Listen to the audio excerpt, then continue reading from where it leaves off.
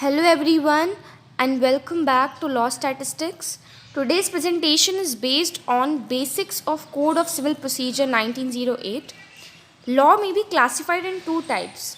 First is the substantive law and second is the adjective or procedural law. Whereas substantive law determines rights and liabilities of parties, whereas procedural or adjective law prescribes practice, procedure and machinery for the enforcement of those rights and liabilities. Procedural law is thus an adjunct or accessory to substantive law. The Civil Procedure Code consolidates and amends the law relating to the procedure of the courts of civil jurisdiction. The Code of Civil Procedure is an adjunctive law.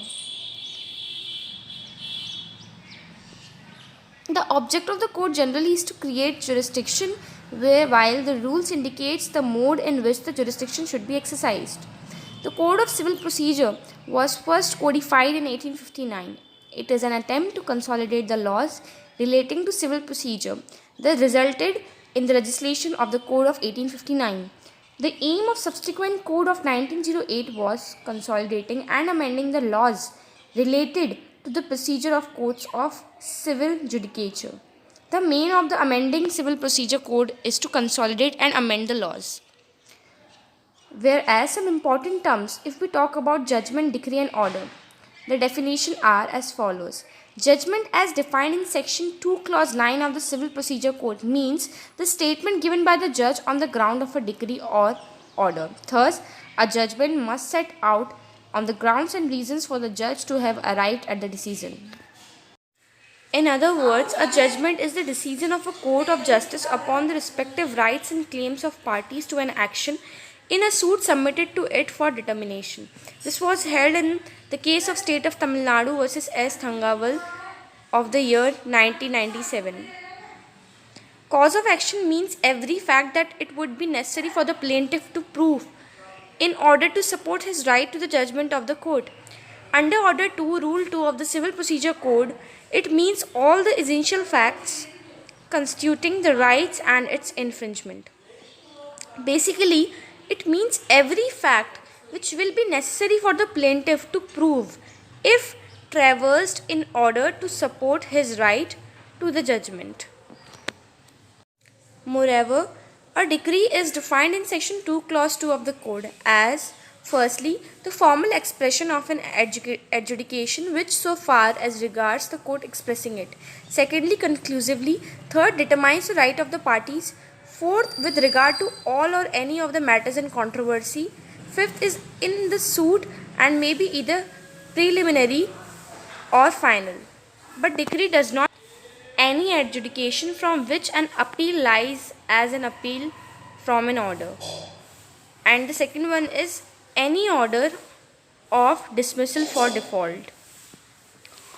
Also, if we talk about decree holder, which means any person in whose favor a decree has been passed or an order capable of execution has been made. Section 2 clause 3 thus a person who is not a party to the suit but in whose favor or order capable of execution is passed in is a decree holder. Judgment debtor means any person against whom a decree has been passed or an order capable of execution has been made. It is defined under section 2 clause 10 of the Act. If we talk about judgment, which means a statement given by a judge on the grounds of a decree or order, what is ordinarily called as an order in a fact judgment. Also, an order deciding a primary issue is a judgment. Now, if we talk about order, is defined under section 2 clause 14 of the code, means the formal expression of any decision of the civil court which is not a decree.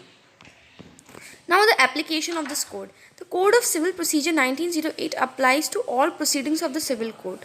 The code is concerned mainly to the every institution of a suit in a civil court, the progress of the trial ending with orders or a decree and its further stages, such as appeal, reference, review, revision, till the execution such decree or order.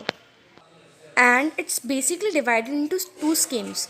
The part 1 is body containing the principles spread in 158 sections. The part 2 Schedule 1 containing 51 orders along with the rules framed there under this section which lay down the general principles of jurisdiction.